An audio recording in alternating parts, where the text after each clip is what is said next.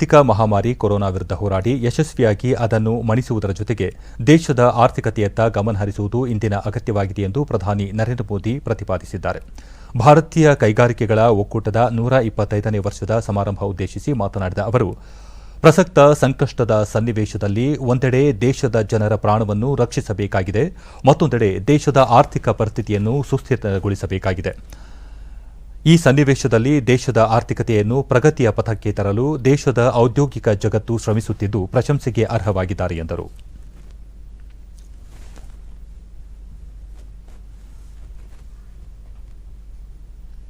मुझे भारत के टैलेंट और टेक्नोलॉजी पर भरोसा है. मुझे भारत के इनोवेशन और इंटेलेक्ट पर भरोसा है. मुझे भारत एसएमईज, एंटरप्रेन्योर्स पर भरोसा है और मुझे भरोसा है इंडस्ट्री के लीडर्स पर, आप सभी पर. इसलिए मैं कह रहा हूं, yes, we will get our growth back. India will get its growth back. साथियों, कोरोना ने हमारी स्पीड जितनी भी धीमी की हो, लेकिन आज देश की सबसे बड़ी सच्चाई यही है कि भारत लॉकडाउन को पीछे छोड़कर अनलॉक ಭಾರತದ ಪ್ರತಿಭೆ ಮತ್ತು ತಂತ್ರಜ್ಞಾನ, ಭಾರತದ ನಾವೀನ್ಯತೆ ಮತ್ತು ಬುದ್ಧಿಮತ್ತೆ, ದೇಶದ ರೈತರು, ಸೂಕ್ಷ್ಮ ಸಣ್ಣ ಮಧ್ಯಮ ಉದ್ದಿಮೆದಾರರು, ಕೈಗಾರಿಕೋದ್ಯಮಿಗಳು ಮತ್ತು ನಿಮ್ಮೆಲ್ಲರ ಬಗ್ಗೆ ಸಂಪೂರ್ಣ ವಿಶ್ವಾಸವಿದೆ. ನಾವೆಲ್ಲರೂ ಒಗ್ಗೂಡಿ ದೇಶದ ಆರ್ಥಿಕತೆಯನ್ನು ಮುನ್ನಡೆಸುತ್ತೇವೆ. ಹೀಗಾಗಿ ನಾವು ಮರಳಿ ವೃದ್ಧಿ ಸಾಧಿಸುತ್ತೇವೆ ಎಂಬ ಭರವಸೆಯಿಂದ ಹೇಳಿತು ಎಂದರು.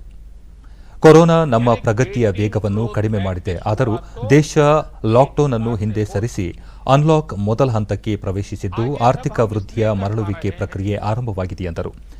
ಗರೀಬ್ ಕಲ್ಯಾಣ ಯೋಜನೆಯಡಿ ಬಡವರಿಗೆ, ವಲಸೆ ಕಾರ್ಮಿಕರಿಗೆ ಉಚಿತ ಆಹಾರ ಧಾನ್ಯ ಪೂರೈಸಲಾಗಿದೆ. ಬಡ ಕುಟುಂಬಗಳಿಗೆ 53,000 ಕೋಟಿಗೂ ಹೆಚ್ಚು ಆರ್ಥಿಕ ನೆರವು ನೀಡಲಾಗಿದೆ. ಮಹಿಳೆಯರು, ದಿವ್ಯಾಂಗರು, ವೃದ್ಧರು, ಶ್ರಮಿಕರೆಲ್ಲರಿಗೂ ಇದರ ಪ್ರಯೋಜನ ದೊರೆತಿದೆ. ಲಾಕ್ಡೌನ್ ಅವಧಿಯಲ್ಲಿ 8 ಕೋಟಿಗೂ ಹೆಚ್ಚು ಉಚಿತ ಅನಿಲ ಸಿಲಿಂಡರ್ಗಳನ್ನು ಬಡವರ ಮನೆ ಬಾಗಿಲಿಗೆ ತಲುಪಿಸಲಾಗಿದೆ. ಖಾಸಗಿ ವಲಯದ 50 ಲಕ್ಷ ಉದ್ಯೋಗಿಗಳ 24% ಇಪಿಎಫ್ ವಂತಿಗೆಯನ್ನು ಸರ್ಕಾರವೇ ಭರಿಸಿದ್ದು ಕಾರ್ಮಿಕರಿಗೆ ಮತ್ತು ಮಾಲೀಕರಿಬ್ಬರಿಗೂ ಸಂಕಷ್ಟದ ಸಮಯದಲ್ಲಿ ನೆರವು ನೀಡಿದೆ ಎಂದರು. ಕೋವಿಡ್-19 ಈ ಸಂದರ್ಭದಲ್ಲಿ ವರ್ಚುವಲ್ ಸಮಾರಂಭಗಳು ಸಾಮಾನ್ಯವಾಗುತ್ತವೆ. ಎಲ್ಲ ಸಮಸ್ಯೆಗಳಿಂದ ಹೊರಬರಲು ಪರಿಹಾರ ಹುಡುಕುವುದೇ ಮನುಷ್ಯನ ಅತಿದೊಡ್ಡ ಶಕ್ತಿ ಎಂದು ಹೇಳಿದರು. ಭಾರತವನ್ನು ಮತ್ತೆ ತ್ವರಿತವಾಗಿ ಆರ್ಥಿಕ ಸುಸ್ಥಿರತೆ ತರಲು, ಸ್ವಾವಲಂಬಿ ಭಾರತ ನಿರ್ಮಾಣ ಮಾಡಲು ಪಂಚಸೂತ್ರಗಳು ಅತಿ ಮುಖ್ಯವಾಗಿವೆ. ಅವು ಇಂಟೆಂಟ್ ಅಂದರೆ ಉದ್ದೇಶ, ಇನ್ಕ್ಲೂಷನ್ ಅಂದರೆ ಎಲ್ಲರನ್ನೂ ಒಳಗೊಳ್ಳುವುದು, ಇನ್ಫ್ರಾಸ್ಟ್ರಕ್ಚರ್ ಅಂದರೆ ಮೂಲಸೌಕರ್ಯ, ಇನ್ವೆಸ್ಟ್ಮೆಂಟ್ ಎಂದರೆ ಹೂಡಿಕೆ ಮತ್ತು ಇನೋವೇಷನ್ ಅಂದರೆ ನಾವೀನ್ಯ ಅತ್ಯಂತ ಮಹತ್ವದ್ದು ಎಂದು ಪ್ರತಿಪಾದಿಸಿದರು. ಮೇಕ್ ಇನ್ ಇಂಡಿಯಾ ಇರಲಿ ಅಥವಾ ಮೇಕ್ ಫಾರ್ ದಿ ವರ್ಲ್ಡ್ ಇರಲಿ, ಒಟ್ಟಾರೆ ದೇಶದ ಆಮದು ಕಡಿಮೆ ಮಾಡಬೇಕಾದ ಅಗತ್ಯವಿದೆ ಎಂದರು. ಎಲ್ಲ ಕ್ಷೇತ್ರದಲ್ಲೂ ಉತ್ಪಾದಕತೆ ಹೆಚ್ಚಿಸಲು ಗುರಿ ನಿಗದಿ ಮಾಡುವ ಅಗತ್ಯವಿದೆ ಎಂದು ಪ್ರತಿಪಾದಿಸಿದರು. मुझे पक्का विश्वास है कि आपके मन में भी मंथन चलता होगा, कुछ सवाल भी होंगे और ये बहुत स्वाभाविक है, ऑब्वियस है.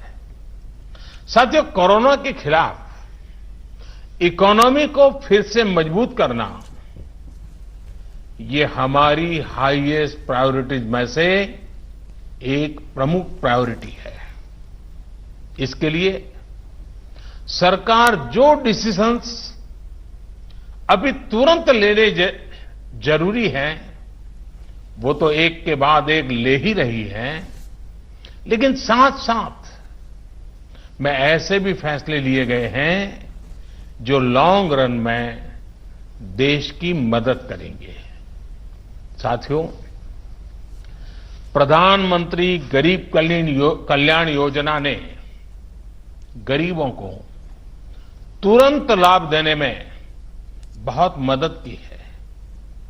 इस योजना के तहत करीब 74 करोड़ बेनिफिशियरीज, उनके घर तक राशन पहुंचाया जा चुका है. प्रवासी श्रमिकों के लिए भी फ्री राशन पहुंचाया जा रहा है.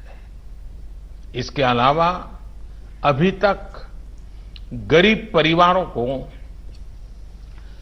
53,000 करोड़ रुपीस यानी 53,000 करोड़ रुपए से ज्यादा की फाइनेंशियल असिस्टेंस दी जा चुकी है। महिलाएं हो, दिव्यांग हो, बुजुर्ग हो, श्रमिक हो, हर किसी को इससे लाभ मिला है। लॉकडाउन के दौरान सरकार ने गरीबों को 8 करोड़ से ज्यादा गैस सिलेंडर उनके घर तक मुफ्त में पहुंचा दिया है। इतना ही नहीं, प्राइवेट सेक्टर्स के करीब 50 लाख एम्प्लॉइज के खाते में 24% ईपीएफ कंट्रीब्यूशन